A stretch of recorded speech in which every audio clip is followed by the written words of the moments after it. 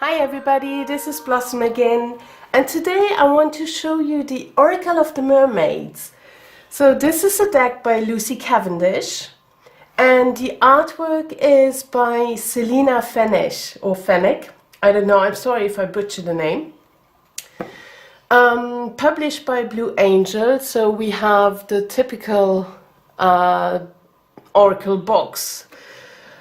And it's nice and sturdy, and it has that beautiful nice color in it, so that's nice. However, I don't keep my cards in the box, but yeah, it's a great storage for your cards. Well, it comes with the guidebook and the cards, and the guidebook is, let's see how much is in it, 157 pages, and then of course about the author and about the artist. However, I will show you the guidebook later. First, let's have a look at the cards. There you see the back of the cards. They are lovely. I have to mention that I trimmed this deck and I edged it, and yeah, it's just because I don't like borders that much, and I think I have a few Oracle decks by Lucy Cavendish, and I trimmed them all because, yeah, well, I don't like the borders and it's easier to shuffle.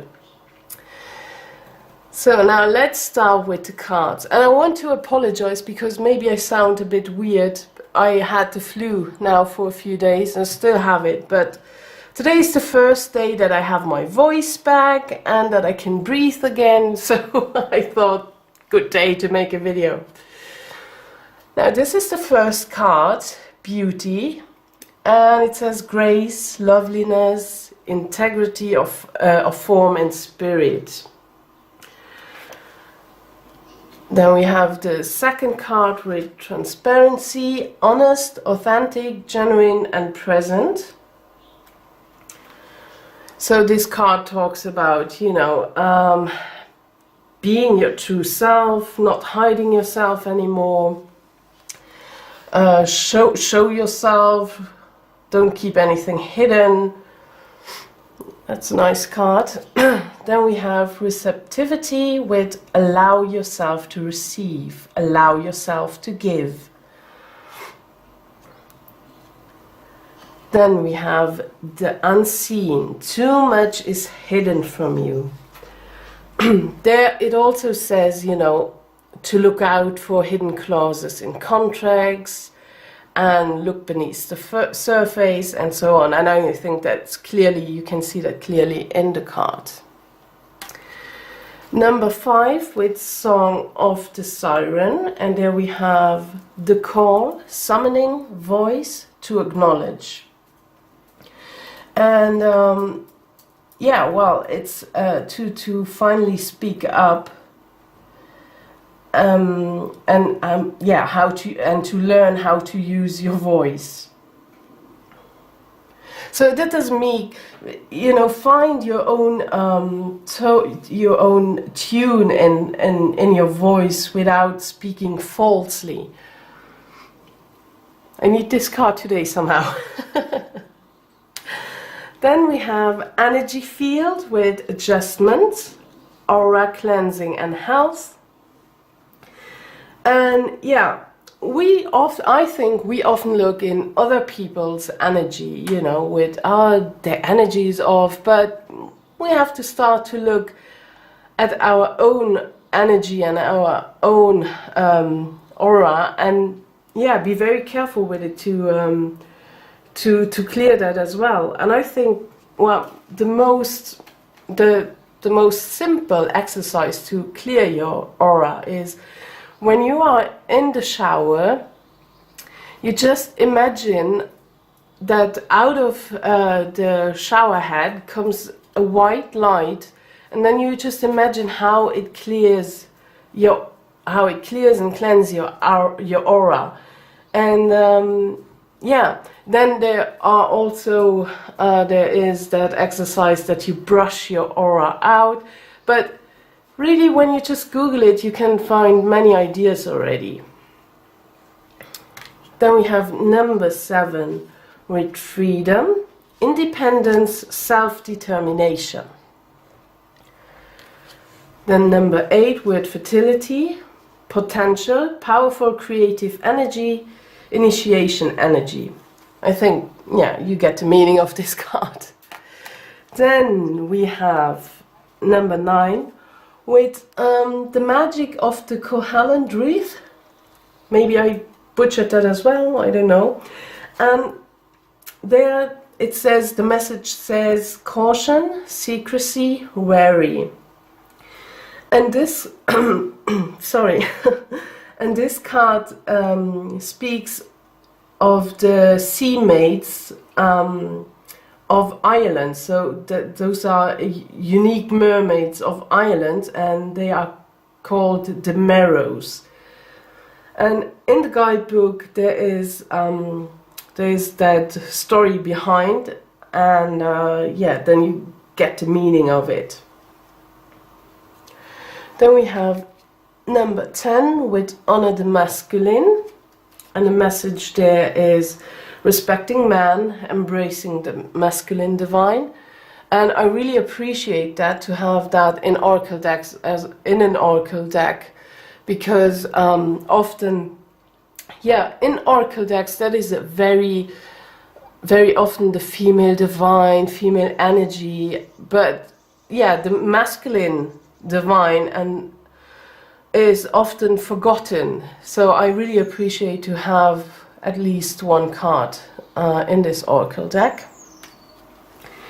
Then we have number 11 with sacrifice, and the message there is, there are those worth making and there are those that will destroy you. So be very careful with your sacrifices and remember to make the choice to sacrifice, and that by doing so you have made what has been offered up holy and made more sacred the goal you are questing for. Then we have number 12 with the present. The message here is gift, treasure, revelation of own value and nowness. This card came mostly up for me, you know, just to remind me to live more in the moment and to be more present. Sorry, I just have to take a sip of water. There we go. And then we have number 13 with the return of Aphrodite. The message there is temple, birth of the goddess, guidance, goddess energy, treating as sacred. I love the dolphins in this card. Then we have number 14 with water flight. Heaviness lifts, burdens are cast away, weightlessness. Then number 15 with divination. Prophecy, fate, destiny, future fortune. Number 16 with reflections. What you contemplate can actualize. Whoops. There we go. That's a nice card for reflection. I really love that. Then we have number 17 with farewell to the moon. Appreciate and enjoy the lunar light and cycles.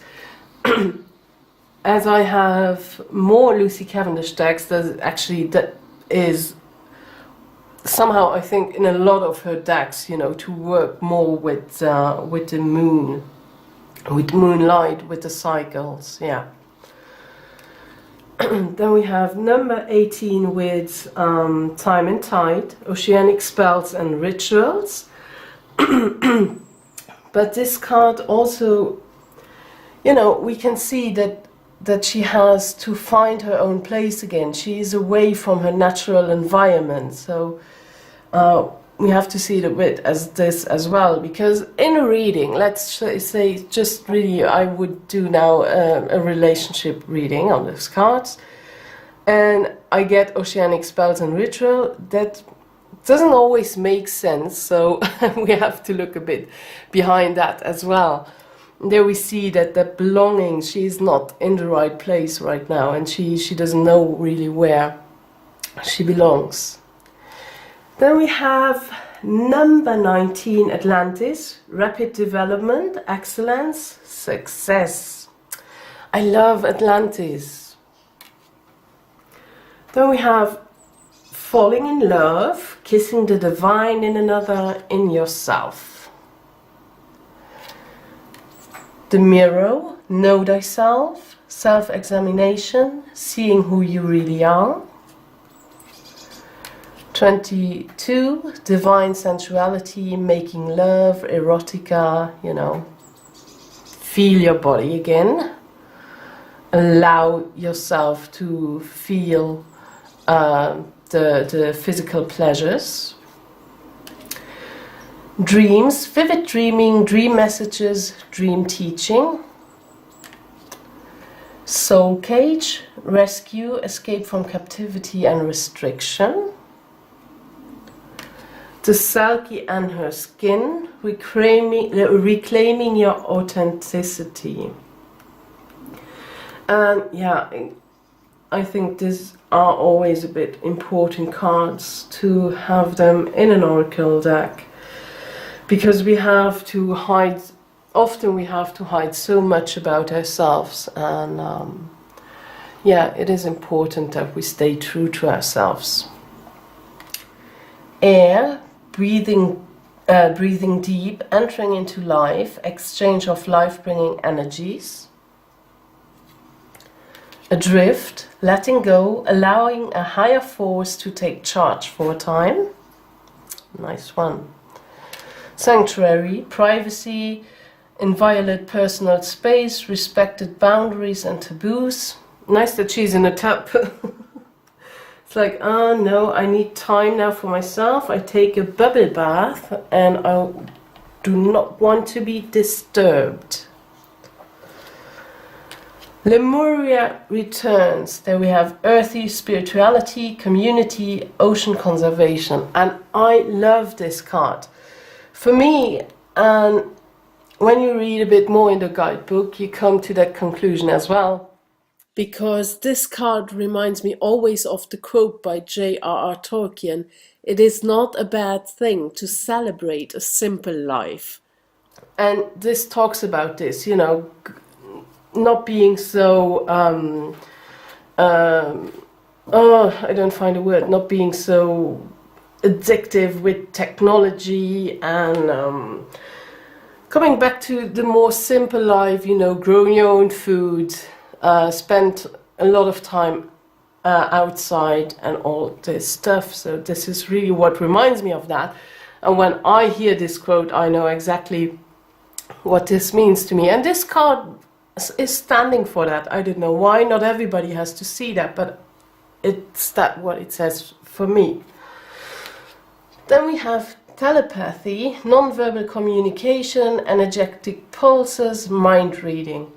This card talks also about, you know, if you are not a big talker and you're more an observer and you are a person who is just a bit more quiet, often in our society this seems weird when you're very introverted, but you know, you should embrace that, and you just get the messages on a more subtle way. You don't have to verbalize every thought that you have, and it is a card to remind you to embrace this.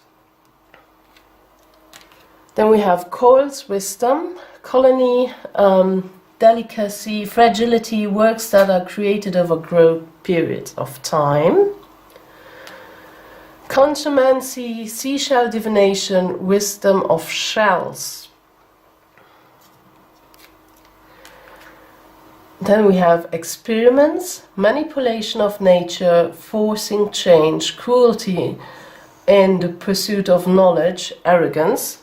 And when you know a bit more about Atlantis, you know that they did a lot of experiments, and at the end, with all that arrogance that they had and that as they wanted to stay above that, above everything, and they went just too far. Well, Atlantis is not there anymore, we know that. Then we have Yemaya, grandmother ocean, primordial. The craneback, sacred ocean, medicine, clutter, declutter, choice. Well, mostly this card is about to finally declutter your life, your house, and yeah, throw away what you don't need anymore. Then we have time out, awareness, contemplation, solitude, time alone. The artwork differs sometimes. We saw that before with Atlantis, and I think this is very different as well. When we just, I don't know, well, actually, really, the mermaids look different. Where are we? At 37. Visions, psychic images, clairvoyance, seeing out of body travel. There we go. A guide, mentor, a trustworthy ally. Then we have vulnerability. Open your heart, allow yourself to be tender. Yearning, longing for someone, undesired separation, pining.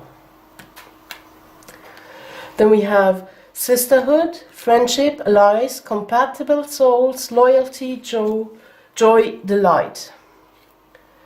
Wave of power, a surge of power, upswimming in energy, accelerating movement.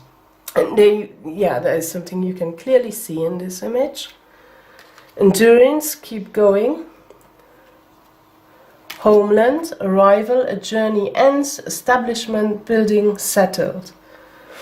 Nice one too. You know, you are not always on a journey.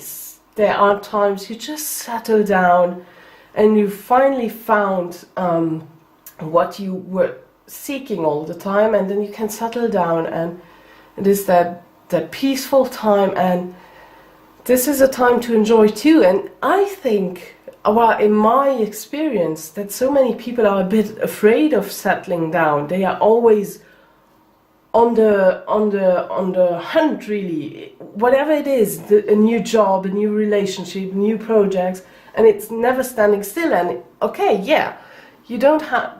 Well, life is not about standing still, but enjoy also those moments where it's just quiet and you can just be in that moment, and there is no next big future project, but you can just be. And then we have Imrama, wonder voyage, crossing deep waters, pilgrimage, journey of the soul. There we go. Those were all the cards. When you trim those, you can see that you cut a bit off the number, but for me that doesn't matter really, but just something you might consider. Okay, then let's see the book. So yeah, here is the content. So mostly it's the cards. This is not a bad thing. We have, of course, an introduction. Do I get, yeah. The healing powers of the merfolk, mermaid history, mermaids and sensuality. And then we have a short explanation of the symbols of the mermaids, like the comb, hair, mirror, cups, tail and shells. Which kind of mermaids we have here. Mermaids and moon cycles, why are mermaids sometimes mistrusted, how to connect with mermaids. Yeah, and this somewhere in here in this section she talks about the best way to work with this deck is to make the mermaids a little offering, and you can do that best with just, you know, picking up trash near a body of water. That can be a river or a stream or a lake or the ocean if you live there nearby. And I did that, but I do that anyway. I go every day into the forest because of my dogs, of course.